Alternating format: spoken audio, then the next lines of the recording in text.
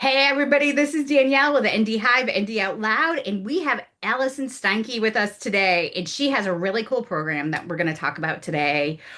She is a certified health and wellness coach and a holistic nutritionist. She helps neurodivergent adults build healthier lives in a way that actually works for their brains.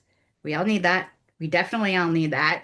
And she really has a heart for working with neurodivergent adults. So I really look forward to walking through what she's going to have going here in January and helping people really understand that nobody is really trying. I mean, there are a lot of people out there say they can cure ADHD, but trying to fix or cure your ADHD is not what you need to do. You just have to find your strengths and learn to work with your brain. And Allison, that is a core of what Allison does.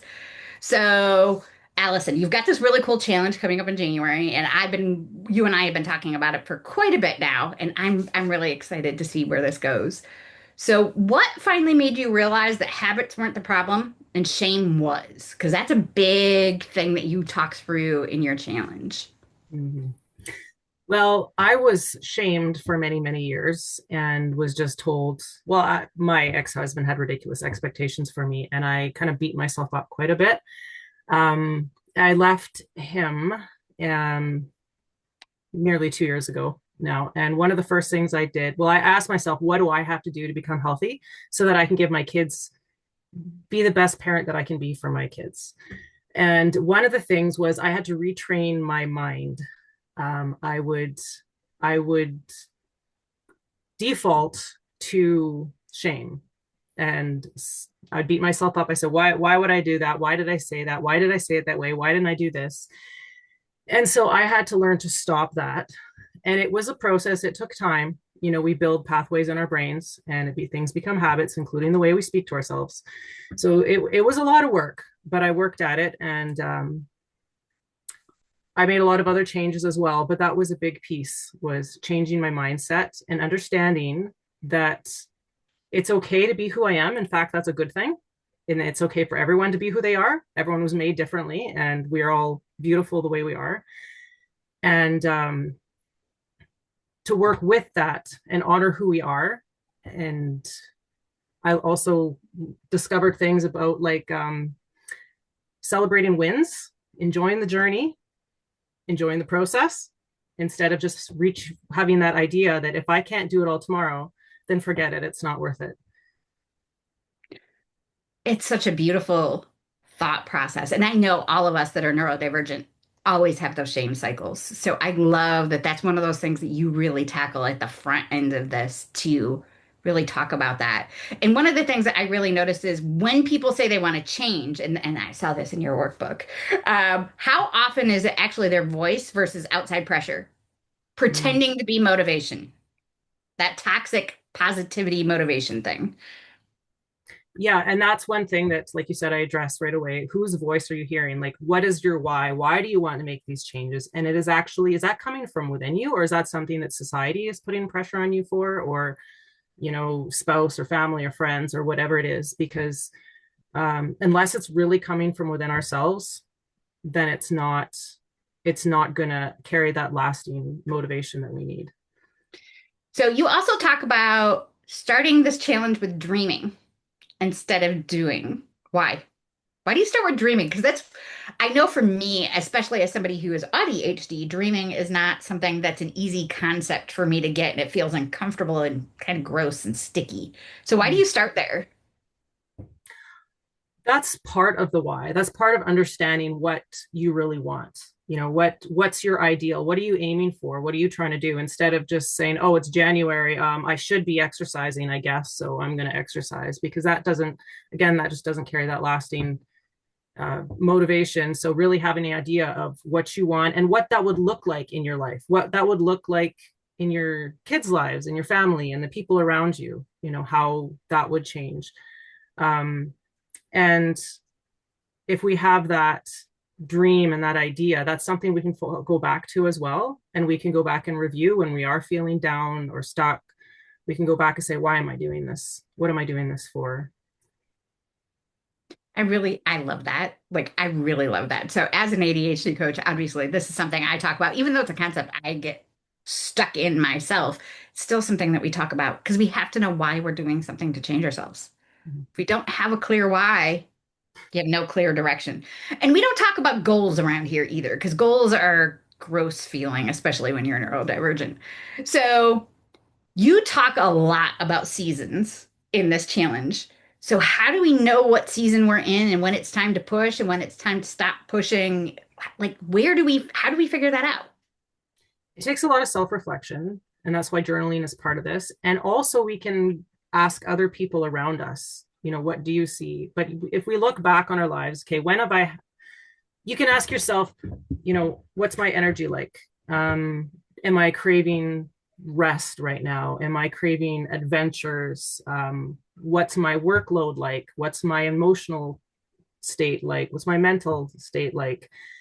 Do I need goals that are more supportive, more restful, or do I need something a little bit more exciting? Do I need something that um, more adventure? So understanding where you are is important because it helps you to understand what type of goals or habits that you can work with and build on. Okay, I feel like I just got called out a little bit. So I'm having a hard energy day today. And should I be doing anything? No. But am I? Yes. Not such a good idea.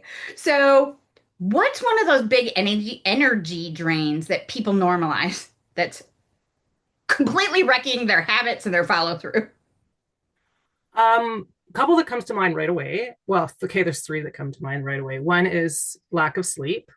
And people get this idea sometimes that, oh, I'm a hero, I'm a martyr, and I sacrifice my sleep for these things that I need to be doing. But actually, bring me back because I'm going to go on a rabbit trail here. But Keep going. when I decided that I can't give my kids two parents, but I can give them one healthy parent, I asked myself, what will make the biggest impact? What do I need? And the first thing that came to mind was sleep. And, we have a harder time losing weight. If we don't sleep well, we have a harder time getting things done that we want to, having energy, having emotional regulation, all these things we need sleep for. So sleep was a number one thing that I tackled.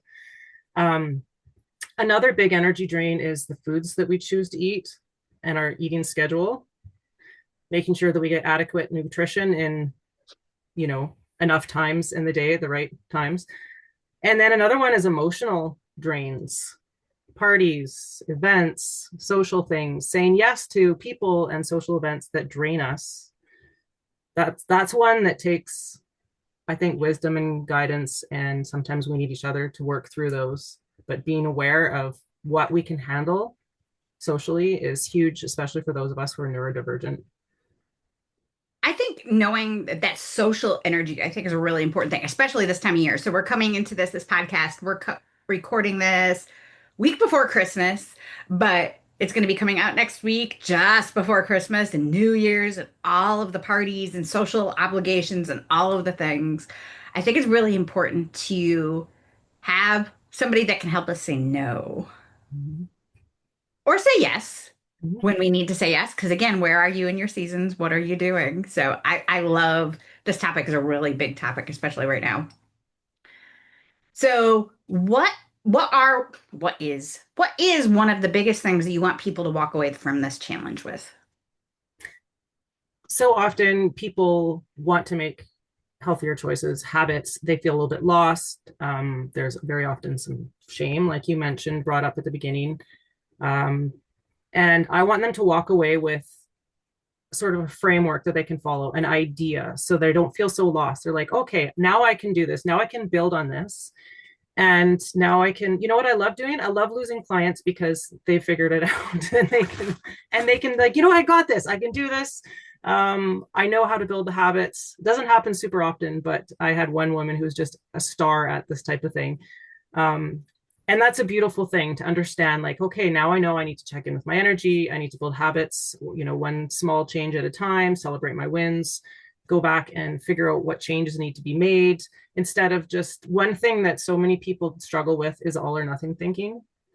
Um, like if you can't get it figured out right now and you don't do it perfectly, then you're a failure and then you quit. And that's something that I struggled with a lot over the years. And I see so many women struggle with, and I'm sure the men do too as well.